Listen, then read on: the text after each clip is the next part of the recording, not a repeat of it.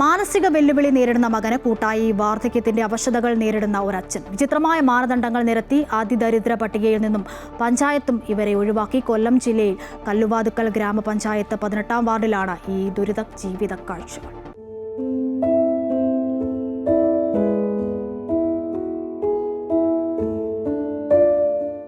സമീപവാസിയായ അനിൽകുമാർ വിവരമറിയിച്ചതോടെ ഈ ദുരിത ജീവിതം പുറം ലോകത്തെ അറിയിക്കാൻ ഞങ്ങൾ ചെല്ലുമ്പോൾ വീടിനടുത്തുള്ള ഒരു പുരയിടത്തിൽ കൂലിപ്പണി ചെയ്യുകയായിരുന്നു വിജയമോഹനൻ പിള്ള.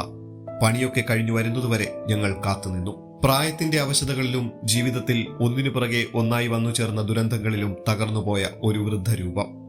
അതായിരുന്നു ഒറ്റനോട്ടത്തിൽ വിജയമോഹനൻ പിള്ള എന്ന 62 വയസ്സുകാരൻ. പൊട്ടിപ്പൊളിഞ്ഞു വീണ, അടച്ചുറപ്പില്ലാത്ത, വീടെന്നു പറയാൻ പോലും കഴിയാത്ത ഇടത്ത് മകൻ അച്ഛനെ കാത്തിരിക്കുന്നു. നേരം ഒരുപാട് വൈകി.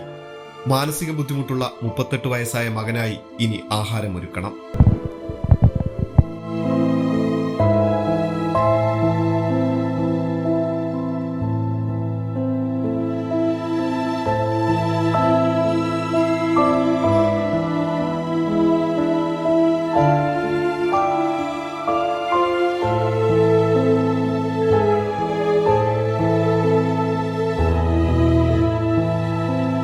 വോട്ടെന്ന അക്കങ്ങളിലൂടെ പഞ്ചായത്ത് തലം മുതൽ അധികാരം കൈയാളുന്നവർക്ക് മുന്നിൽ വിജയമോഹനൻ പിള്ള ജീവിതം പറഞ്ഞു നോക്കി. പക്ഷേ അവരുടെ മറുപടി, പഞ്ചായത്തിലൊക്കെ ഒരുപാട് അപേക്ഷ കൊടുത്തു. അവർ പറഞ്ഞ് പിന്നെ അത് പേരിൻ്റെ അറ്റത്ത് പിള്ള എന്നതുകൊണ്ടാണ് കിട്ടാത്തതെന്ന് പറഞ്ഞു.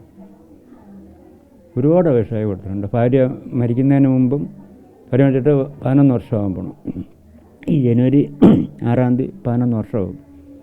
അതിന് മുമ്പേ അപേക്ഷ കൊടുത്ത് അതെല്ലാം അവർ തള്ളിക്കളഞ്ഞു. നായന്മാർക്കൊന്നും പിന്നെ വീട് കിട്ടത്തില്ല. പിള്ള ഉള്ളവർക്ക് ഇത് അർഹതയില്ലെന്ന്, പഞ്ചായത്തിൽ നിന്ന് അർഹതയില്ലെന്ന്. പേരിന്റെ ഒടുവിൽ ഒരു പിള്ള ഉണ്ടായിപ്പോയതാണ് ആനുകൂല്യങ്ങൾ കിട്ടാത്തതെന്ന പഞ്ചായത്തിന്റെ മറുപടിയിൽ ജീവിതം അവസാനിപ്പിക്കാൻ പലപ്പോഴും ശ്രമിച്ചു. ഭാര്യ ക്യാൻസർ വന്നു മരിച്ചിട്ട് 11 വർഷമായി. ആരോഗ്യ പ്രശ്നങ്ങൾ ഉള്ളതിനാൽ പലപ്പോഴും ചെറിയ ജോലികൾക്ക് പോലും പോകാൻ കഴിയുന്നില്ല. പല ദിവസങ്ങളിലും പട്ടിണിയാണ്. സർക്കാരിൽ നിന്നും പഞ്ചായത്തിൽ നിന്നും ഒന്നും കിട്ടുമെന്ന് ഇനി കരുതുന്നില്ല എന്നാണ് പ്രതീക്ഷകൾ നഷ്ടപ്പെട്ട വിജയമോഹനൻ പിള്ള പറയുന്നത്. കരുതുന്ന ഒരു പ്രതീക്ഷയില്ല, അത് ഉറപ്പ്. പഞ്ചായത്തിൽ നിന്നുമില്ല. പിന്നെ നമ്മൾ എന്തോ പ്രതീക്ഷ ഇവിടെ അങ്ങനെ കിടന്ന അവസാനം പിന്നെ തീരെ വയ്യാതാകുമ്പം കയറെടുക്കും. അത് തന്നെ മാർഗം.